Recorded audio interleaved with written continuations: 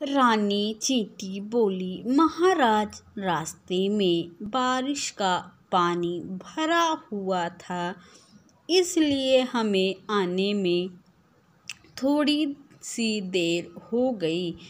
अब शेर का गुस्सा बढ़ गया। उसने आओ देखा ना ताव दे बोला, एक तो देर से आती हो, ऊपर से मेरे सामने जवाब देती हो। चुप हो जाओ, वरना अभी जान से मार डालूंगा।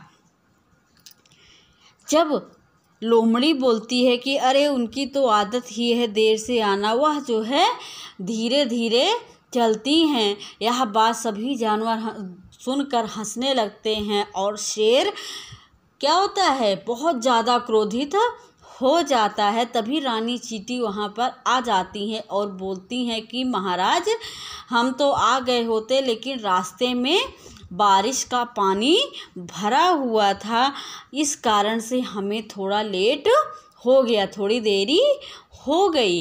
यह बात सुनकर जो है शेर को का गुस्सा और भी ज़्यादा बढ़ गया और उसने कहा, एक तो तुम देर से आती हो और मुझसे जवाब सवाल करती हो, चुप हो जाओ, वरना अभी तुमको मैं जान से मार डालूंगा। रानी चींटी यह सब देखकर परेशान हो गई। वह सोचने लगी कि क्या करें। अभी उसे एक उपाय सूझा।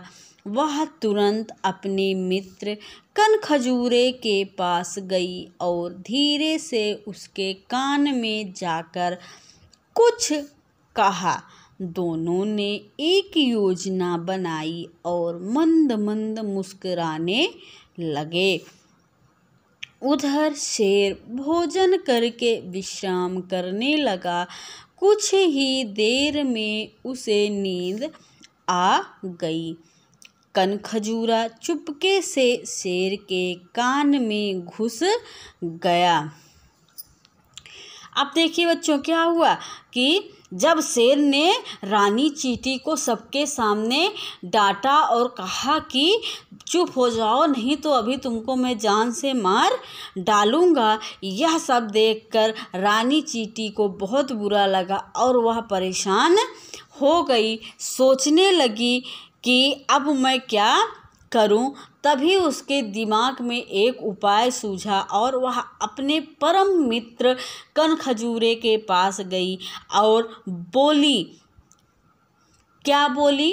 उनके कान में बोली और दोनों मित्रों ने मिलकर आपस में एक योजना बनाई।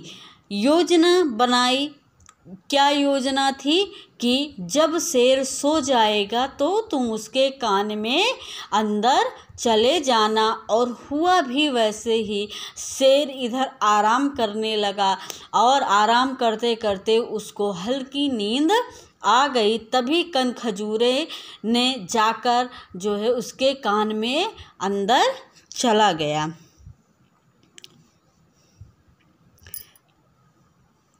उधर शेर भोजन करके विश्राम करने लगा। ठीक है, करने लगा। कुछ ही देर में उसे नींद आ गई। कनखजूरा चुपके से शेर के कान में घुस गया। उसने शेर के कान में जोर से काटा।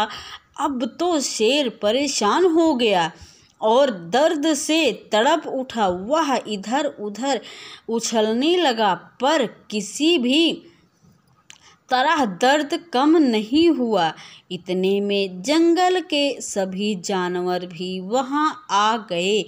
शेर के कान का दर्द बढ़ता ही जा रहा था। सभी जानवर चुपचाप खड़े थे, पर वे शेर की कोई मदद नहीं कर पा रहे थे। जब शेर आराम करने लगा तब क्या हुआ, कनखजूरा शेर के कान में अंदर चला गया और उसके कान में जाकर उसको तेजी से काटा और जब उसने काट लिया शेर के कान में तो शेर क्या हुआ, बहुत परेशान हो गया और वह इधर उधर उछलने लगा। उसको बहुत ज़्यादा दर्द हो रहा था।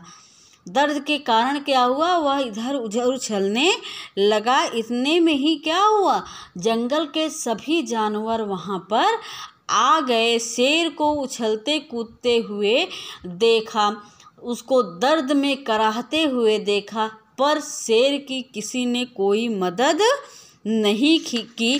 सभी जानवर वहाँ पर चुपचाप खड़े थे।